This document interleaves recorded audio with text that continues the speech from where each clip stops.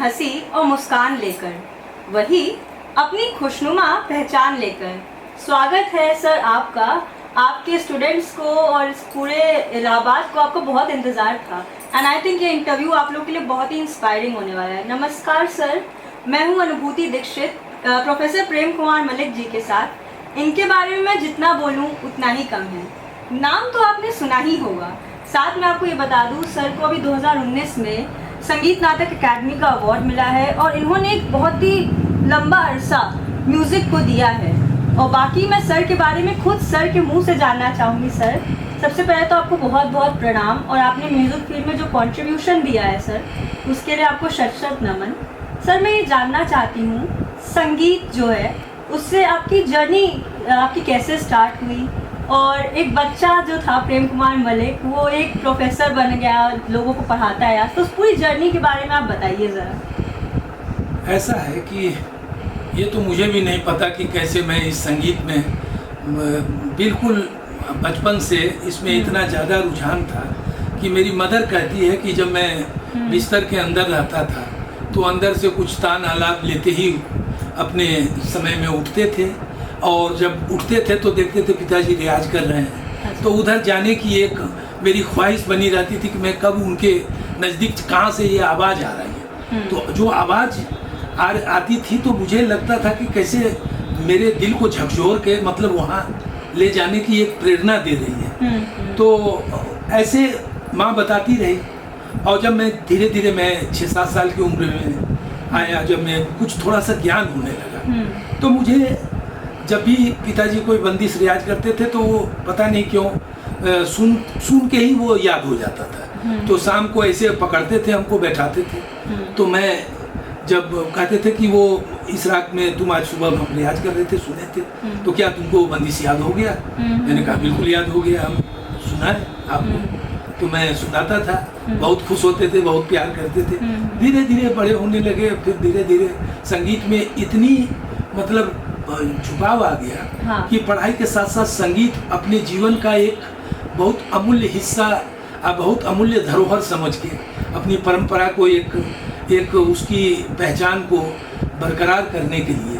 हाँ मतलब सर, आप दरभंगा घराने का प्रतिपादन कर रहे हैं, तो सर मैं ये जानना चाहती हूँ दरभंगा घराने की क्या विशेषताएं हैं और इसने म्यूजिक को कैसे इनरिच किया है भारतीय। बहुत अच्छी बात, आपने बहुत अच्छा सवाल किया। हाँ। ये दरभंगा घराने का जो हमारा शुरुआत हुआ है, ये लगभग 500 साल पुरानी हिस्ट्री होगी, जो सेनिया परंपरा से इसको तानसेन की वंश परंपरा से ही मेरे ग्वालियर से मेरे पूर्वज पंडित राधा कृष्ण और पंडित करताराम मलिक 2 भाई हुए थे, जिन्होंने 22 वर्षों तक 22 वर्ष 6 महीने उन्होंने ग्वालियर में रह के भूपत खां महारंग जी से, तानसेन की पुत्री वंश परंपरा से उन्होंने तालीम लेके, और उस समय भूपत खां जी लखनऊ के दरबार में सुजाउद्दौला के यहाँ दरबारी गायक थे।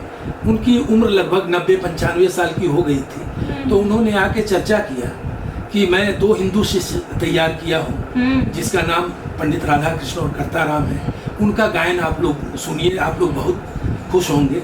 तो संयोग बस उसी समय दरभंगा महाराजे भी निमंत्रण दिए हुए थे, वो भी लखनऊ आए हुए थे। तो उनकी गायन सुन के और उनसे प्रभावित होकर उनसे बहुत आग्रह किया, चूँकि उस समय वहाँ दुर्भिक्ष फैला हुआ था, जल वृष्टि नहीं हो रहा था।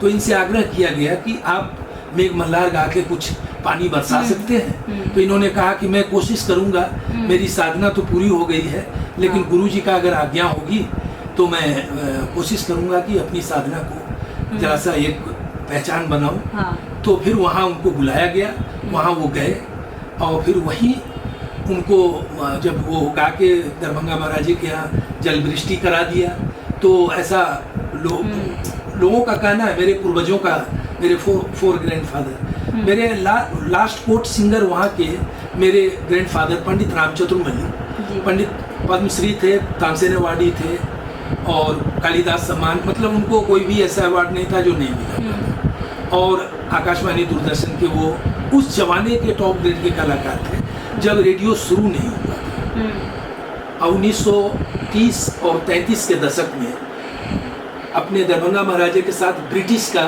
फ्रांस का, उस जमाने में वो दौरा करते थे साथ में।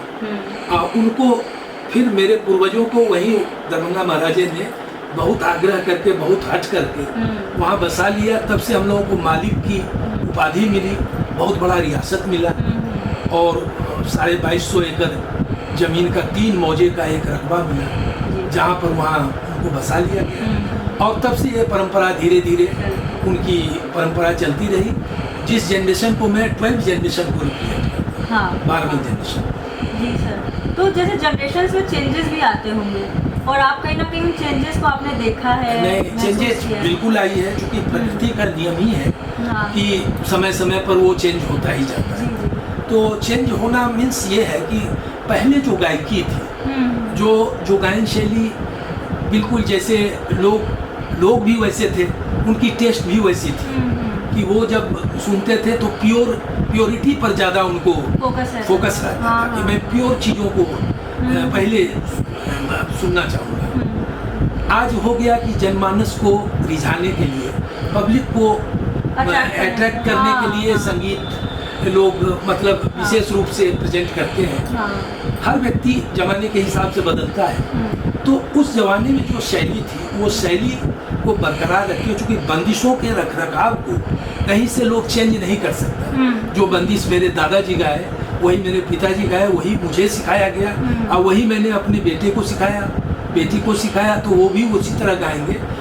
गायकी का इम्प्रोवाइजेशन जो होता है वो आपकी अपनी सोच है कि आप उसमें कुछ नवीनता अगर देना चाहें तो कोई भी गुरु ऐसा नहीं करता कि मैं जितना गा रहा हूँ उतना ही तुम गाओ, तुम और भी कर सकते हो तो और भी कुछ आगे उसमें कुछ अपनी एफर्ट लगाओ, अपनी कुछ आप उसमें चीज़ों को दीजिए जिससे आपकी एक अलग पहचान बन सके। सही कहा सर आपने। संगीत समिति के आप एलुमनाई रहे हैं और संगीत समिति को बहुत ही गर्व है कि आप मतलब आप जैसे जो एलुमनाई होते हैं ना, गर्व से सीना आप लोग का चौड़ा हो जाता है। तो सर संगीत समिति से आप अपनी कहानी बताइए, जुड़ाव की कहानी बताइए ज़रा।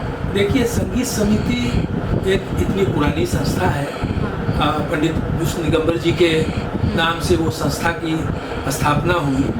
हम उस संस्था को जब से बचपन से, जब से मैंने होश संभाला, तब से प्रयाग संगीत चाहे यूनिवर्सिटी का नाम कम सुनने को मिलता था, लेकिन प्रयाग संगीत समिति का नाम बहुत सुनने को मिलता था कि प्रयाग संगीत समिति इलाहाबाद में एक संस्था है जहाँ से फर्स्ट ईयर से लेके प्रवीण तक की डिग्री मिलती है और Praveen equivalent to MA degree के बराबर माना जाता था। आज भी उसकी कहीं ना कहीं वैल्यू अपनी जगह पर है। यूनिवर्सिटी में तमाम एमए खुल गया, एमपीए खुल गया।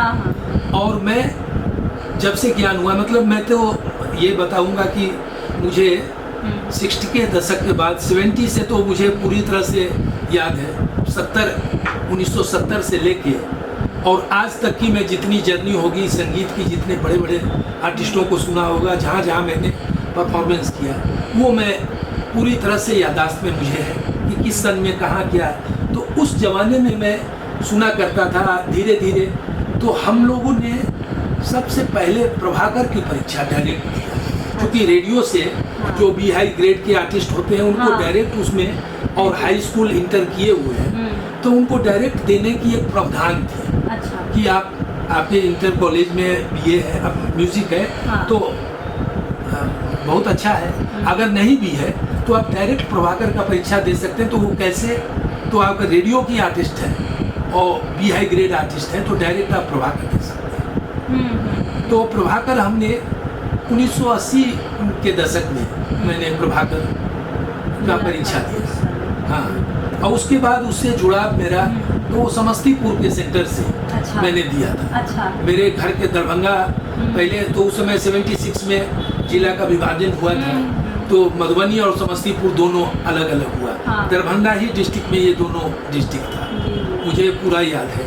तो समस्तीपुर से दिए। पिताजी हमारे वहाँ एक संगीतालय था RS मतवाला का, तो वहाँ पर वो हफ्ते में वीकली 1-2 दिन जाते थे सिखाने। तो बचपन में मैं भी उनके साथ जाया करता था। तो वहाँ जब जाते थे तो लगा कि यहाँ जब संगीत समिति की परीक्षाएं होती है तो मैं भी यहाँ से भर देता। हाँ, तो पिताजी ने कहा कि नहीं, बहुत अच्छा है, यहाँ से एग्जाम भर दो। तो मैंने भरा। फिर वहाँ से उसमें बाकायदे बहुत डिस्टिंक्शन मार्क्स मुझे मिला था उस साल में। और उसके बाद उसी सिलसिले में मैं फिर तब तक मुझे यहाँ इलाहाबाद यूनिवर्सिटी से मुझे बुलावा आया कि आपको वहाँ ज्वाइन करने के लिए आप। और ये सर कितनी कब की बात है? आप आए थे बहुत? मैं 81-82 में, 81 के लास्ट 82 में एक बार मैं इलाहाबाद पहले आया था। अच्छा। 81 में आया था। जी। तो उस समय गिरीश चंद्र श्रीवास्तव जी भी वहाँ टीचर हुआ करते थे तब के। पंडित रामाश्रय झा जी हेड थे, गीता बनर्जी वहाँ टीचर थी। और भी लोग एक आध टीचर थे पुराने। राधे श्याम भट्ट जी एक तबले के टीचर थे। तो सितार के सरोज नारायण जी थी जो सितार की टीचर थी। और उसी साल नाहर जी का भी अपॉइंटमेंट हुआ था, प्रोफेसर स्वतंत्र शर्मा का। तो मेरा कार्यक्रम ऐसे बुला के रखवाया गया था। हमें ये पता नहीं था किस लिए बुलाया गया। तो लेकिन बाद में ये पता चला कि पंडित रामाश्रय झा जी ने इसलिए थोड़ा सुनाने के लिए लोगों को कि ये इनको मैं चाहता हूँ, इनको सुनाने के लिए मैं यहाँ बुलाया हूँ। तो एक इंट्रोडक्शन था। तो मैं ऐसे आ गया। उन्होंने खबर दिया पिताजी को, मैं आ गया। फिर उसके बाद एक वांट निकला 82 में। तो मैंने उसमें, उन्होंने कहा कि इसमें इनको भरवा दीजिए, तो मैंने उसमें भरा। तो 83 के 23 दिसंबर 1983 में मेरा इंटरव्यू हुआ। अच्छा। और इंटरव्यू हुआ उस समय 23 दिसंबर के बाद विंटर की छुट्टी हो जाती। तो पंडित रामाश्रय झा जी हेड थे। उन्होंने कहा कि ये पटना जाएंगे, पटना से दरभंगा जाएंगे। उस समय टेलीफोनिक सुविधा नहीं थी। तो उन्होंने कहा कि इनको hand to hand letter issue कर दीजिए। तो इतना पावर होता था पहले हेड को कि उनकी बात को सुन के रजिस्ट्रार ऑफिस खोला गया। 24 से बंद था, लेकिन खोल के लेटर बना। और लेटर तीनों लोगों का बना, मेरा भी बना, विद्याधर मिश्रा का भी बना और शैलेंद्र कुमार मिश्र जी का भी बना। मैं अपना लेटर हैंड टू हैंड लेते गया।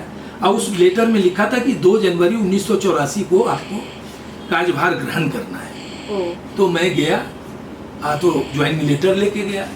तो वहाँ जाके पिताजी से चर्चा किया कि मैं तो गया था, इंटरव्यू में सिलेक्ट हो गए, मुझे ज्वाइनिंग भी मिल गई है। तो कहा अरे वाह, बहुत अच्छी बात है। तो सब लोग बहुत खुश हुए। तो मैं फिर उसी सिलसिले में 2 जनवरी 1984 को मैं यहाँ ज्वाइन किया। सर, एक बहुत रेड लेटर्स डे था 2 जनवरी 1984, क्योंकि कहीं ना कहीं जो प्रेम कुमार मले कविता के एक स्टूडेंट था, अब शिक्षक का रोल ग्रहण करने जा रहा था। और आपने बहुत अरसा बिताया है एक शिक्षक के लिए। तो मैं ये कहना चाहूँगी, आप भी स्टूडेंट रहे हैं और आज भी स्टूडेंट, और आपने बहुत सारे स्टूडेंट्स को ट्रेनिंग दी है। तो आप उस स्टूडेंट की ट्रांजिशन के बारे में बताइए। आप अभी जो बदलाव आए। देखिए, आज जो सिलसिला है, मेरे ख्याल से जो पहले के स्टूडेंट थे वो बहुत डिवोटेड थे। अच्छा। बहुत समर्पित भाव उनका होता था संगीत के लिए। संगीत करने की वो चेष्टा होती थी उनके अंदर। एक दूसरे में कंपटीशन का भाव होता था कि वो उतना कर रहा है तो मैं उससे भी अच्छा करूं। एक वो उस गुरु के पास सीख रहा है तो मैं दूसरे किसी अच्छे गुरु को पकड़ूं।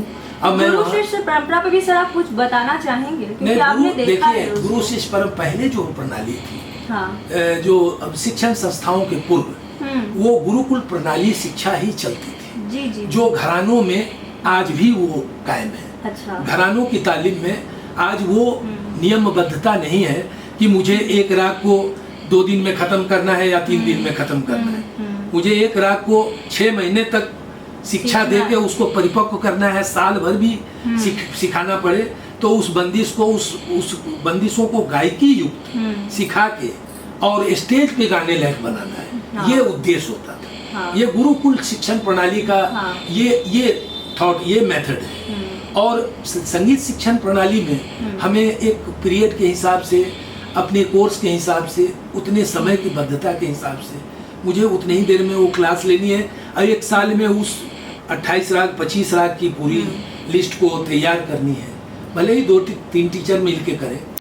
ये भी एक अजीब इत्तिफाक है कि मतलब एक ही जगह अगर 30 स्टूडेंट हैं तो उस 30 स्टूडेंट को 4 टीचर क्लास ले रहे हैं, 4 जगह 4 लोग उसको टीच कर रहे हैं, वो एक गायकी को नहीं पकड़ पाएगा। इसलिए कि उनको तो कंफ्यूजन रहेगा कि अरे सर ने तो सिखाया तो ये तो गायकी युक्त सिखाया, कोई सिखा रहा है तो बिल्कुल प्लेन सिखा रहा है, उसमें कोई बहुत ज़्यादा काम नहीं है, तो हम किस गायकी को पकड़ें? या तो चाहे उनको इतना ज्ञान हो कि मैं उस विषय को गहराई तक जाऊं, उतना टाइम नहीं रहता है, तब तक वो साल बीत जाएगा, उनका सेमेस्टर बीत जाएगा, दूसरा उनका क्लास पहुंच जाएगा।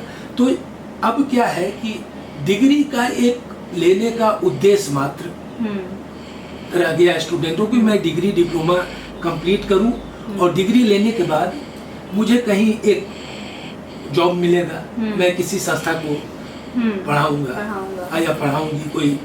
तो ये अपने आप में बिल्कुल सही है, आज के ज़माने में उसकी भी बहुत ज़रूरत है। जिस प्रकार की हमारे यहाँ जनसंख्या हो गई है, जिस प्रकार की हमारे यहाँ इतनी सारी दिक्कतें हैं, जहाँ जॉब की इतनी समस्या है, लेकिन संगीत एक ऐसा विषय है जिसको जब तक आप एक गहन शिक्षण के रूप में अगर उस प्रणाली से नहीं सीखेंगे, तब तक आप उसकी गहराई ज्ञान की पता नहीं लगा पाएंगे, तब तक आपको कुछ संगीत असली गाना बजाना नहीं आएगा। राग की जानकारी होना अलग चीज है, राग को गाने की जानकारी होना एक अलग चीज है। तो वो प्रेजेंटेशन जो मैं कहीं जाके प्रेजेंट करता हूँ, जहाँ 500 लोग बैठे हुए हैं, वो आपकी गायकी से, आपकी वो बंदिशों से प्रभावित होके आपको एप्रिशिएट करें, आपको तारीफ करें। हाँ। तो उसके लिए तो साधना चाहिए, तो वो मात्र ट्रेडिशन गुरुकुल शिक्षण प्रणाली में वो संभव हो सकता है। सर, मुझे अपने होमवर्क से खुफिया इन्फॉर्मेशन पता चली है कि आप प्रेम कुमार शर्मा था आपका नाम, तो ये मलिक की उपाधि, इसके पीछे क्या रहस्य है और इसकी क्या कहानी है? ये ऐसा हुआ कि मेरे पूर्वज एक्चुअली राजस्थान के निकटवर्ती क्षेत्र, ब्रज के निकटवर्ती क्षेत्र से वहाँ से गए थे, और दरभंगा में जब हमारे पूर्वज जाके मेघ मल्हार गा के पानी बरसाया था, उसको साबित किया। एक्चुअली वो लोग 6 रागों की सिद्धि किए थे, भैरव, मालकोस, हिंडोल, दीपक, श्री और मेघ। तो वहाँ मेघ मल्हार गा के उन्होंने बारिश करवाया, जब वहाँ दुर्भिक्ष फैला हुआ था और अकाल पड़ गया था, 3 साल से जल वृष्टि नहीं हुआ था। तो वहाँ पे जब इन लोगों का गायन रखा गया, तो इन लोगों का गायन से प्रभावित होके दरभंगा महाराजे ने, जब बारिश हुई तो दरभंगा महाराजे ने बहुत 1 हफ्ते तक उनको हट किया कि आप यहीं मेरे यहाँ बस जाइए। तो वो रहना नहीं चाहते थे, वो सोचते थे कि हम लोग जिम्मेदार हो जाएंगे, यहाँ जमीन जाल हम नहीं लेंगे, इतना माया में नहीं फंसेंगे। लेकिन उन्होंने फिर भी बहुत आग्रह करके उनको वहाँ अपने राज्य में बसाने के लिए, तो उन्होंने कहा कि मुझे शहर में नहीं, कहीं दूर कहीं ऐसे जगह पर दीजिए जहाँ शांत वातावरण हो, मैं अपनी संगीत की असली साधना तपस्या कर सकूं। तो वहाँ रहने के लिए इन्होंने वहाँ से दूर 14 किलोमीटर दक्षिण पूर्व में मेरे अमता, गांगी बिशनपुर उर्फ अमता, 3 मौजे का एक रकबा दे के मालिक की उपाधि एक्चुअली हमें दिया गया। तो उसी को ये करके उसमें मलिक परंपरा मेरे यहाँ कायम हो गया। अच्छा। तब से लोग वहीं से दरभंगा महाराजे के यहाँ कोर्ट सिंगर के रूप में हमारे पूर्वज हमेशा रहे। लास्ट मेरे 4 ग्रैंडफादर पंडित रामचंद्र मल्लिक जी, वो लास्ट कोर्ट सिंगर थे। जब उसके बाद फिर राजाश्रय फिर धीरे धीरे खत्म हो गया, तो लेकिन वो जमीन जाल, वो सब सारी चीज, और मालिक की जो सेंटेंस है, ये आज भी वहाँ जाने पर हम लोगों को लोग मालिक शब्द से संबोधित करते हैं, परंतु ये जो हकीकत है वो कहीं और से जाके वहाँ जुड़ने से ये मिला। एक्चुअल में हम लोग आदि गौड़ ब्राह्मण, हम लोग ब्रज के निकटवर्ती क्षेत्र से, शर्मा टाइटल थी हम लोगों की। अच्छा। हम लोग वहाँ गए, तब इस तरह से ये सिलसिला बना।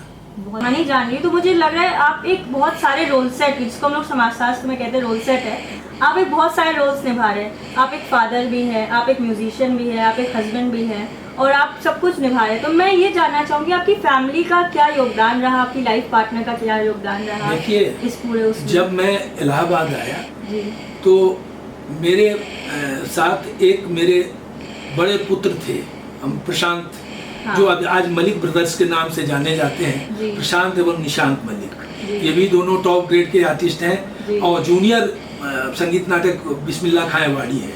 3-3 4-4 उनको अवार्ड मिला है। उन लोगों से भी आप चर्चा करेंगे तो वो अपनी जीवन का सफर बताएंगे। काफी दिनों से वो लोग भी काफी पॉपुलर हैं, सब लोग जानते हैं। हाँ। संगीत समिति में भी वो परफॉर्म कर चुके हैं। अभी हाल में पिछले वर्ष संगीत म्यूजियम में हाँ। संगीत नाटक अकेडमी का एक समारोह हुआ था जिसमें गुरु शिष्य परंपरा को दिखाना था, उसमें भी वो लोग आए थे। तो दुनिया भर में गाते बजाते रहते हैं, लेकिन केवल वही एक मेरा बड़ा लड़का था साथ में, प्रशांत। तो जब मैं यहाँ आया तो मेरी पत्नी का रोल जो है वो विशेष रूप से बहुत जबरदस्त भूमिका है। उसके विषय में मैं जितना भी कहूँगा वो कम होगा। अच्छा। इसलिए कि अगर वो उस समय वो मैनेजमेंट को नहीं संभालती बच्चों के प्रति, उसके बाद फिर मेरी बेटी एक हुई प्रियंका, जो इलाहाबाद में ही पैदा ली। हाँ। यहीं पे। जी, जी। उसके बाद छोटा बेटा निशांत,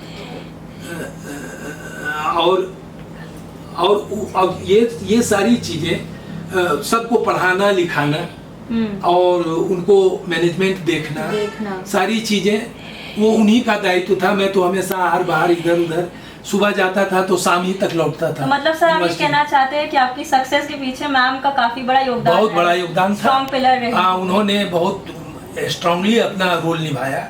बहुत ही उनका कंट्रीब्यूशन रहा मेरे लाइफ में। यंग जनरेशन आपको सीखना चाहिए ऐसे लाइफ पार्टनर्स, मतलब आप लोगों को भी अपनी ऐसी टीम बनानी चाहिए कि आप लोग एक दूसरे को आगे बढ़ाएं। एंड आई थिंक सर बहुत ही अच्छा लगा मुझे ये जान के कि आप और मैम की इतनी अच्छी बॉन्डिंग है और आप लोग साथ इतना कर रहे हैं। मेन बात यह है कि जब बच्चों की अपब्रिंगिंग में बहुत अच्छा रोल रहता है। जब मलिक ब्रदर्स की हम बात करें, वो एक नाम है, तो एक अच्छे आप फादर तो रहे ही हैं, आपने बच्चों को भी बहुत अपब्रिंगिंग की, तो एक सक्सेस का एक बहुत बड़ा पैमाना होता है। और सर मैं ये जानना चाहूँगी कि आजकल टेक्नोलॉजी आ गई है म्यूज़िक में, ठीक है, और पहले से बहुत बदल गया। आपने जैसे कहा उस समय टेलीफोन भी नहीं हुआ करते थे, ठीक है, और अब कुछ बदल गया। तो कहीं ना कहीं जो टेक्नोलॉजी चेंज है उसमें आपने कैसे अपने आप को इंक्लूड किया उसमें और लोगों तक पहुंचाया, और कैसे जो आने वाले जनरेशन है कैसे उसको अपने आप को ढालना चाहिए इस ढांचे में कि वो अपने आप को म्यूजिक के जो बदलता स्तर है उस पर जोड़ सके। देखिए, टेक्नोलॉजी चाहे जितना भी बढ़ जाए, जो संगीत है हमारी गुरुमुखी विद्या रही है शुरू से। जी। और ये गुरु शिष्य परंपरा के तहत विशेष रूप से सक्सेस रहा। और कोई भी व्यक्ति अगर उसमें कुछ महारत हासिल करता है तो किसी न किसी अच्छे परंपरागत घरानेदार गुरु के सानिध्य में अगर जाएंगे तो वो शायद उसकी ज्यादा गहराई समझ सकेंगे। बहुत पॉपुलर है अपने स्टूडेंट्स के बीच में। तो मैं आपसे ये जानना चाहूंगी इसी बीच की ये ट्रिक क्या होती है कि एक शिक्षक बच्चों से जुड़ के रहता है, क्योंकि आपके जिस स्टूडेंट से पूछो सब कहते हैं कि सर सर ने हमारी लाइफ को बदल दिया। तो इतने पॉपुलर होने का कारण क्या है? अब उसका तो प्रमाण मैं तो ये भी कह सकता हूँ कि इस समय वर्तमान समय में जितने भी, चाहे संगीत समिति में ले लीजिए, आज आपकी मदर है, उमा दीक्षित है, सब कुछ काम करती, वहाँ टीचर भी इतने सालों से हैं। उनको भी, वो भी मेरे स्टूडेंट रही हैं, वो भी मेरे पास बिल्कुल गुरु शिष्य परंपरा की तरह ही उसने भी तालीम ली, कभी घर में भी आके तालीम ली। आज भी वो जब समय मिलता है तो जुड़ी है। जैसे इभा सिरोठिया है, रंजना त्रिपाठी है, अब जितने भी यहाँ लोग हैं, रेखा रानी है, बुआ एस खन्ना की, ये सब जितनी पुरानी, अब बाकी नए लोग भी, चित्रा चौरसिया, अच्छे शिक्षक के गुण अंकिता चतुर्वेदी। नहीं, देखिए, ये आपकी लोकप्रियता जो है, आपकी गायकी में वो अट्रैक्शन होना चाहिए, आपकी गायकी में वो असर होना चाहिए कि आप क्लास लेते हैं तो आपके क्लास से वो अट्रैक्शन पैदा होता है कि आप प्रभाव पड़ता है कि बच्चे सब मेरे क्लास के लिए, कि मलिक सर का क्लास है तो उसको जरूर करना है, तो वो मेरे गुण को कदर करते हैं। मैं अपने आप को भी बहुत प्राउड महसूस करता हूँ कि मेरा अगर इतना अच्छा मेरे सब शुभचिंतक हैं, मेरे स्टूडेंट हैं, मेरे शागिर्द हैं, तो ये लोग भी खुशनसीब हैं कि मेरे जैसा सहज गुरु मिला। चूँकि मैं कभी अपने शागिर्दों से किसी भी बंदिश को, किसी भी चीज़ों को, अपने घर की कोई रचना को छुपा के नहीं रखा। बिल्कुल ओपन हार्ट, मैंने कोई भी चीज हुआ मैंने बताया। क्या बात है। तो ये चीज बहुत कम मिलता तो सर आप इंटरनेशनल एक्सपोजर भी आपका रहा है, हाँ। तो इंटरनेशनल स्टूडेंट्स भी रहे होंगे बहुत है मेरे तो पास। सर, अभी क्या उनसे एक्सपीरियंस क्या रहा आपका? मेरा देखिए अभी एक सीनियर फेलोशिप मेरे अंडर में ICCR से अभी मिस्टर पीटर पेंके को, जो अभी कुछ दिन पहले दैनिक जागरण ने उसका कवरेज भी निकाला था जी। कि 1 साल के लिए ICCR ने उनको मेरे अंडर में सीनियर फेलोशिप दिया कि इनके अंडर में 4 जनरेशन के ऊपर आपको रिसर्च वर्क करना है कि इनके, चूंकि वो काफी मतलब हमसे भी उम्र में सीनियर है वो, लेकिन वो केवल मेरे ट्रेडिशन को जानने के लिए, मैं इलाहाबाद यूनिवर्सिटी में प्रोफेसर हेड रह चुका हूँ इस समय वर्तमान में, तो उनको मेरे अंडर में करने के लिए दिया गया। उन्होंने ये इच्छा जाहिर की कि मैं केवल जाऊंगा तो उनके अंडर में ये जानने के लिए। तो ये मेरे ग्रैंडफादर के टाइम से वो जानते हैं। 74 में सबसे पहले जब बनारस के द्रुपद मेला तुलसी घाट पर वो 74 से शुरू हुआ, जिसका 50वां साल इस बार था फरवरी में, जो शिवरात्रि के दिन 50वां साल पूरा हुआ। तो वो वहाँ याद दिलाया कि यही हम लोग 50 साल पहले कभी मिले थे, जब मेरी उम्र 13-14 साल की रही होगी। तो उस समय वो हमें मिले थे, मैं पिताजी के साथ गया था। तो वो यादें जब हमको वो बताया कि यही जगह है जहाँ हम लोग सबसे first time I meet together, तो मैंने कहा कि ये तो बहुत हिस्टोरिकल चीज आपने बताया। हाँ। तो उनको यहाँ भेजा गया था। अभी उनकी स्कॉलरशिप खत्म हुई तो वो अपने देश गए हैं और 1 साल तक मेरे अंडर में वो काम किए। हाँ। इसके अलावा भी मेरे पास फॉरेनर स्टूडेंट हमेशा आते जाते रहे। तो कहीं ना कहीं हमने भारत का प्रतिनिधित्व किया है।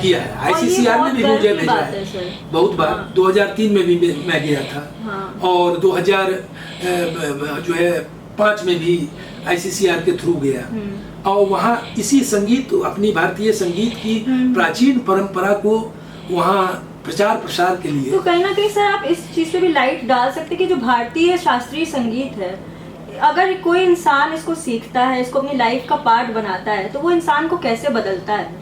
आप इस पे झलक डाल सकते हैं थोड़ी? बिल्कुल डाल सकते हैं। आज भी फॉरेनर स्टूडेंट हमारे भारतीय संगीत को सीख के इतने प्रभावित होते हैं कि वो बार बार उसको बहुत सीखना चाहते हैं, बार बार इंडिया आना भी पसंद करते हैं कि मैं जाके अपनी भारतीय संगीत को, जहाँ मैंने ये दरभंगा घराने में इनसे तालीम लिया, उसको जितना मेरे पास टाइम हो मैं उसको जाके और भी कुछ ज्ञान अर्जन करूं। तो वो लोग थोड़ी सी मतलब ज़्यादा सीरियस होते हैं किसी चीज़ को लेके, जो सीरियसनेस हम अपने यहाँ थोड़ा कम देखते हैं। हाँ। फॉरेन कंट्री के लोग किसी काम को बहुत तन्मयता से, बहुत मन लगा के करना चाहते हैं। यहाँ के लोग एक साथ 3-3, 4-4 काम करेंगे, थोड़ा वो भी सीख लेते हैं, थोड़ा कंप्यूटर भी सीख लेते हैं, थोड़ा वो भी जानना चाहते हैं। तो आप अगर एक चीज पे फोकस नहीं करेंगे। युवा पीढ़ी क्या कर रहे हो आप लोग? देखिए हाँ। कहीं ना कहीं डेडिकेशन आना चाहिए कि बाहर के लोग हमारे भारतीय संस्कृति की इज्जत करते हैं, सीखना चाहते हैं, बट आप लोगों से सर को भी शिकायत है, तो ध्यान दो इस बात का थोड़ा। नहीं, ये ध्यान देने की बात भी है कि अगर आप कोई काम को करते हैं तो बिल्कुल एकदम आत्मसात करके कीजिए, जिससे आपको उसमें कुछ एक सफलता मिले, आप उसको, आपको एक प्लेटफॉर्म मिल जाए, एक रास्ते पे आप चलिए। अब बाकी तो विषय का कोई अंत नहीं है। सही बोला। जैसे आज अगर मैं सर से बातें करती रह जाऊँ, इसका कोई अंत नहीं होगा, बट कहीं ना कहीं हमारे पास भी समय सीमा है और सर के ज्ञान को मैं लाती रहूंगी, कहीं ना कहीं जानना चाहिए सर। एंड आज का इंटरव्यू बहुत ही इंस्पायरिंग रहा होगा लोगों के लिए। तो मैं आपसे बस चंद शब्दों में ये जानना चाहती हूँ, जो युवा पीढ़ी है, जो इस फील्ड में कैरियर बनाना चाहती है, जो कहीं ना कहीं आज से 50 साल बाद चाहती है कि कहीं ना कहीं वो आप जैसा बने, आप उसको क्या मैसेज देना चाहते हैं? देखिए, जो संगीत की 2 पहलू मैंने पहले बताया जी कि आज जो दौर चल रही है जी, हमारी संगीत शिक्षा जो है एजुकेशन से जुड़ गई है। तो इस शिक्षा में लोगों को बहुत सारे, मेरे अंडर में जितने भी अभी स्कॉलर हैं वो लगभग मैक्सिमम सब जॉब में चले गए, तो वो टीचर बन गए, टीचिंग कर रहे हैं। लेकिन अगर हम संगीत की प्रायोगिक पक्ष पर अगर ध्यान देंगे, अगर उसको मैं उस फील्ड के एक कलाकार के रूप में अपने आप को रिप्रेजेंट करने के लिए चाहेंगे, तो मैं तो युवा पीढ़ी को ये कहूँगा, अगर उनके पास समय है तो एक गायकी को एक किसी विषय पर इतनी तन्मयता से फोकस करें जो कम से कम ज्यादा नहीं 5 से 10 साल तक अगर कंटिन्यू उसमें फोकस देंगे तो शायद वो कुछ अपने आप को प्रेजेंट करने लायक हो जाएंगे और संगीत के क्षेत्र में उनका एक अपनी पहचान के लिए वो समय बहुत अमूल्य रहेगा। लेकिन इसके लिए धैर्य और जिसको पेशेंस कहते हैं इंग्लिश में, तो धैर्य की बहुत जरूरत है। धैर्य आजकल लोगों में थोड़ा सा कम हो गया है। पेशेंस अगर नहीं है तो आप कुछ भी नहीं कर सकते। सही बात है। अगर आप किसी चीज को करने में आपके अंदर कुछ चैन है कि हाँ धैर्य है मुझे, मैं पेशेंस है कि मैं करूंगा या तो मतलब सर का कहने का मतलब 10 किताबें पढ़ने से अच्छा एक किताब को अच्छे से पढ़ो। और अगर आपको संगीत में महारत हासिल करनी है तो लगे रहो उसमें, उसके अंत तक जाओ फिर देखो। विद्वानों का भी तो अलग अलग मत है। हर बुक में कुछ ना कुछ डिफरेंट चीजें आपको मिलेगा। अगर एक मत किसी विद्वानों में देखिए, मन भेद होना अलग चीज है, मत भेद होना वो दोनों चीज बहुत आर डिफरेंट। तो हमें ये देखना है कि मुझे एक लक्ष्य को चुनना है। अगर मुझे संगीत के क्षेत्र में आना है तो संगीत में अगर प्रैक्टिकल संगीत में हमें परफॉर्मिंग आर्टिस्ट बनना है तो मुझे संगीत ही करना होगा। फिर आप किसी दूसरे इधर उधर काम में मत जाइए। और अगर डिग्री डिप्लोमा बना के हमें जॉब करनी है तो फिर आजकल मिल रही है, आने वाले दिनों में और भी मिलेगी। तो कम से कम बेरोजगारी तो कम होगी। आज संगीत करने से लोग बैठे नहीं रहेंगे। संगीत वाले को कुछ ना कुछ रोजी रोटी मिल जाएगी, थोड़ा सा भी करेंगे तो। लेकिन परफॉर्मिंग आर्टिस्ट बनने के लिए इसमें काफी मेहनत की जरूरत होती है, धैर्य की जरूरत होती है, किसी अच्छे गुरु के संरक्षण में रहने की जरूरत होती है, जहां पर आपको प्रॉपर तालीम मिल सके, गाइडेंस मिल सके, तब आप एक अच्छे कलाकार या अच्छे परफॉर्मर बन सकेंगे। तो धन्यवाद सर अपना अमूल्य समय देने के लिए। एंड प्रयाग संगीत समिति को आप पर गर्व है, आप जैसे अलुमनाई पे गर्व है। आप ऐसे ही देश विदेश में हमारे भारतीय शास्त्रीय संगीत का परचम फहराते रहिए। कैमरामैन उद्देश्य के साथ अनुभूति दीक्षित।